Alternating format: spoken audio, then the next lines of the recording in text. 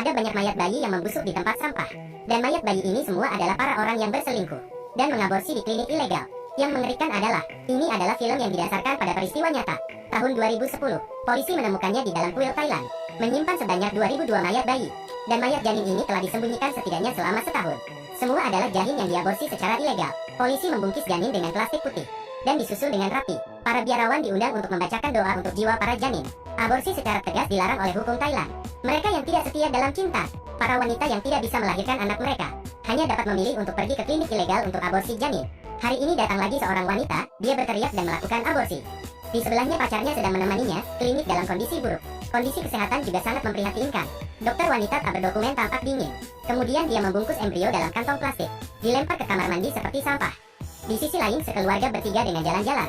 Suami istri sangat mencintai satu sama lain, dan putri mereka juga sangat pintar. Ternyata pria ini sudah berkeluarga, jadi secara tidak bertanggung jawab dia mengaborsi janin pacarnya. Setelah itu, tidak tahu mengapa, putri mereka sering berbicara dengan udara, dan mengaku dia melihat adik kecil yang tak berdaya terus mengikutinya. Ibu, ayah, tunggu adik. Perilaku yang aneh membuat orang tuanya sangat khawatir, dan peristiwa aneh terus terjadi satu demi satu. Di rumah, putrinya juga mulai berbicara dengan dirinya sendiri dengan aneh. Katanya dia sedang berbicara dengan adiknya di dalam tas. Ibunya sangat ketakutan. Dia membuka ransel dengan hati-hati. Ada bayi berdarah di dalamnya. Ibunya sangat terkejut, wajahnya hingga pucat. Suaminya mendengar teriakan segera menghampirinya. Dia membuka dan memeriksa, tapi hanya melihat boneka berbintik. Putrinya bilang dia membawanya pulang dari kuil. Pria merasa sangat aneh. Keesokan harinya dia membawa boneka itu kembali ke kuil. Kemudian dia mengambil gambar dengan kamera. Saat itu seorang paman mengusir pria itu. Dia menemukan bahwa seseorang berwarna putih dalam gambarnya. Seperti wajah anak-anak, dia sangat bingung. Kuil ini pasti memiliki rahasia yang tak terkatakan. Dia merokok dan memegang alat, membungkuk dan mulai sibuk. Akhirnya dia menunjukkan senyum yang menawan. Dia membuang bayi di tempat sampah. Tidak ada tindakan perlindungan. Kondisi kebersihan benar-benar buruk. Akibatnya, gadis itu berdarah terus-menerus.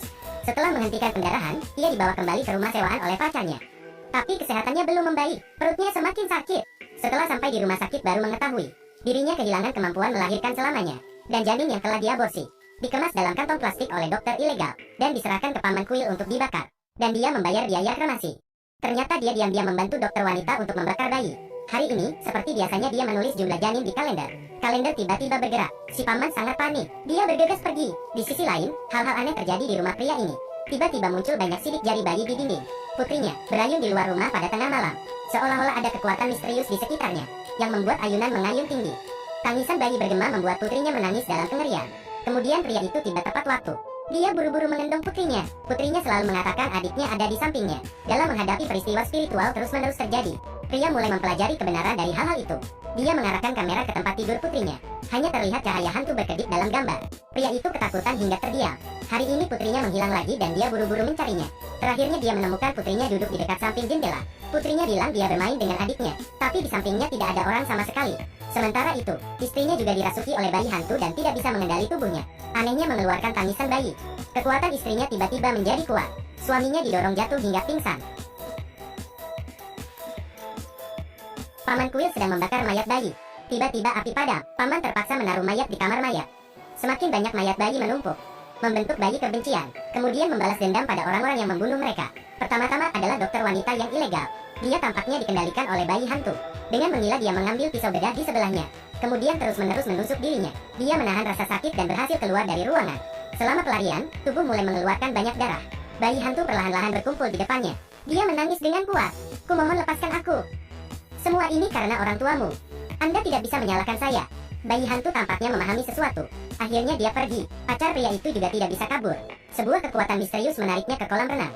Darah menyebar dalam sekejap. Pria itu tiba-tiba merasakan hal yang aneh pasti ada hubungannya dengan kuil itu. Dia segera pergi ke kuil. Dia mendengar tangisan minta tolong istrinya dari kamar mayat.